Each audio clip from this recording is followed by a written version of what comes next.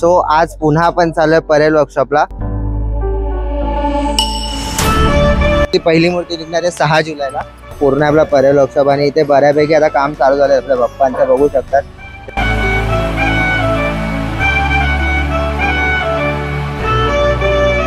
आपला मुंबईचा राजा आहे, त्याचे मूर्तिकार चेंज झालेत, बघू शकता। इथे लाईनीमध्ये 3 ट्रॉले आहेत, इथे सुद्धा ट्रॉले आहेत। वर्ष अरुंदादांनी मारलेला हा फेस। पोहोचला आपल्या गणसंकुल पाशी।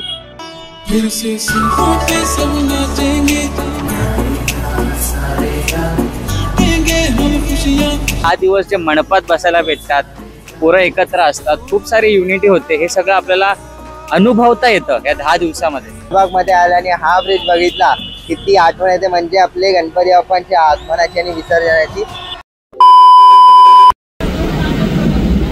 सो नमस्कार मित्रांनो, आपल्या सर्वांचं पुन्हा एकदा स्वागत आहे वायबी ब्लॉग्सवर। सो आज पुन्हा आपण चाललोय परेल वर्कशॉपला। आता आपण 15 दिवस आधी तुम्हाला अपडेट दिली होती, जेव्हा आपला परेलच्या विघ्नाचा पाठ्यपूजन होता तेव्हा आपण गेलो होतो परेल वर्कशॉपला।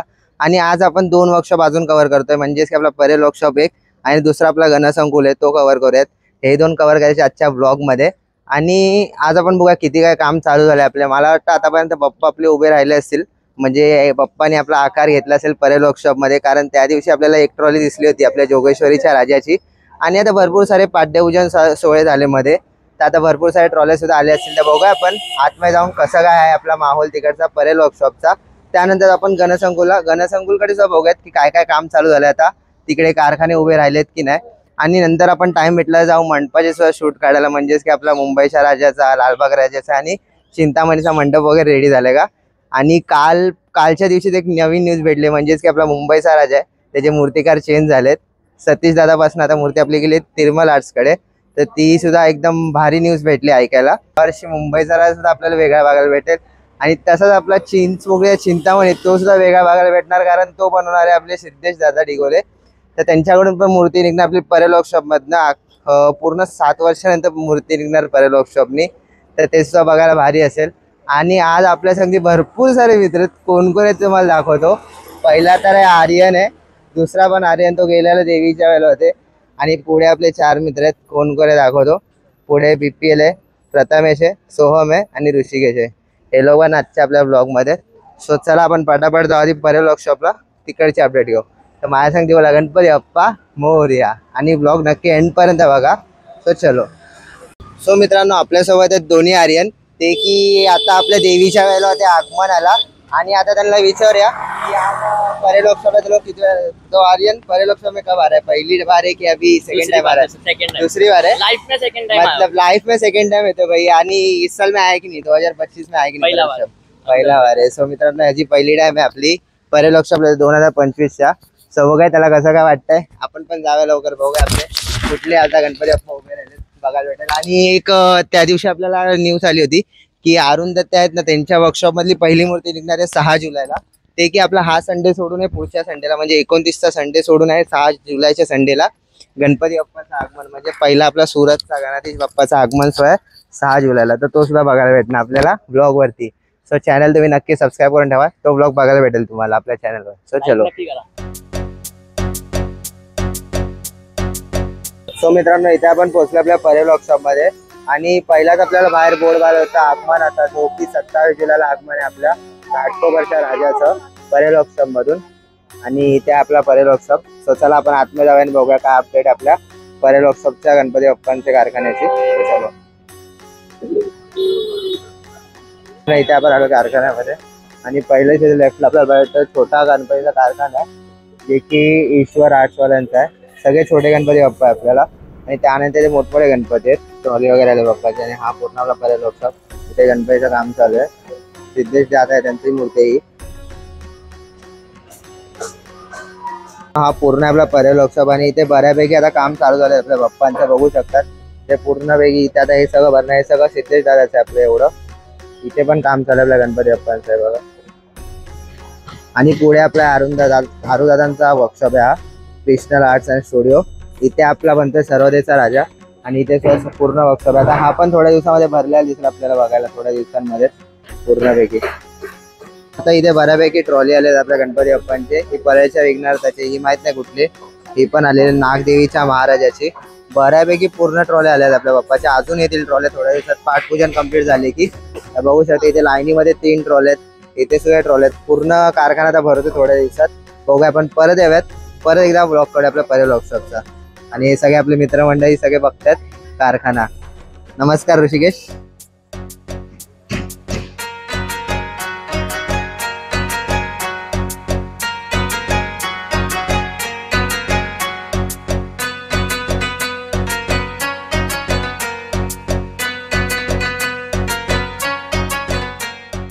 हा पूर्ण वर्कशॉप आपला अरुण दादांचा आहे.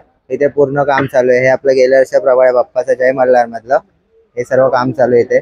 इथे एक आपला सुरतचा गणपती बनतोय जो की 6 जुलैला आगमन आहे त्याचं. बघू शकतात पूर्ण हा वर्कशॉपला अरुण दादाचाच आहे. हे अरुण दादाचं आहे ऑफिस आतमधलं. आणि इथे सगळीकडे असे गणपतीचे बॉडी काढून ठेवले पीओपीच्या. थोड्या दिवसात आपल्याला इथे सर्व गणपती बाप्पा मोठे मोठे उभा राहिलेले दिसतील. इथे पूर्ण काम चालू आहे आपल्या टायचं. टायची पॅचिंग चालू आहे आपली मूर्ती गणपती बाप्पाचं सगळं पीओपीचं काम होतं इथे बघा. सो मित्रांनो तुम्ही बघत आहात आपला अरुण दादाचा नवीन फेस आहे गणपती बाप्पा जो की यावर्षी अरुण दादानी मारलेला आहे. हा फेस एकदम सुंदर असा फेस वाटतोय बा. काम बघू शकता किती भारी अरुण दादाचा आपल्या. काय फेस वाटतोय. डोळे बा बाप्पाचे एकदम भारी असं.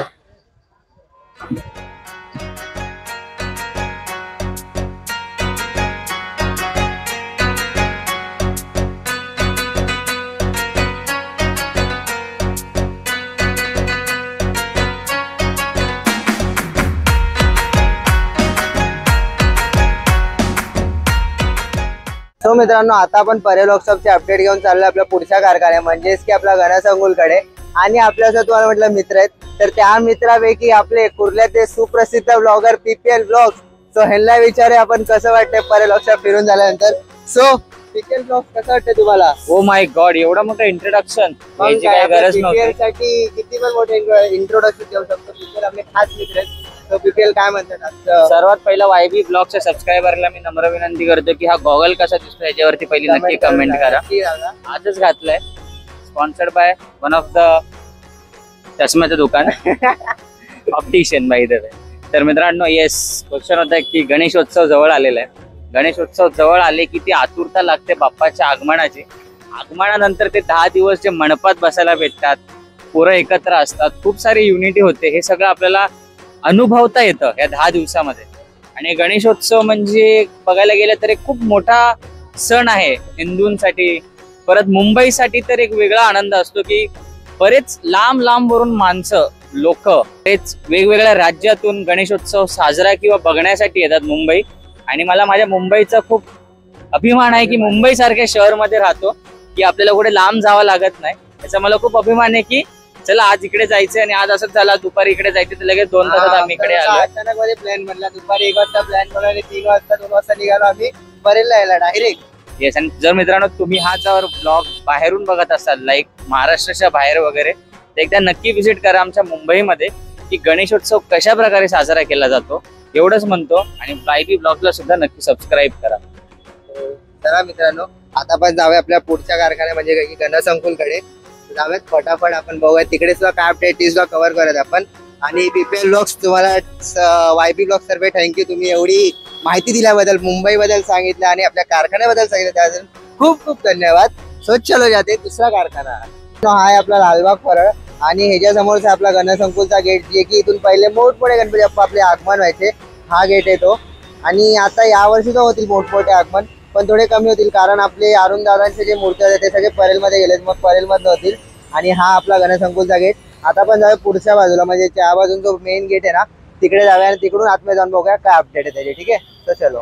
तो मित्रांनो लालबाग मध्ये आला आणि हा ब्रिज बघितला किती आठवण येते म्हणजे आपले गणपती बाप्पांच्या आगमनाची आणि विसर्जनाची.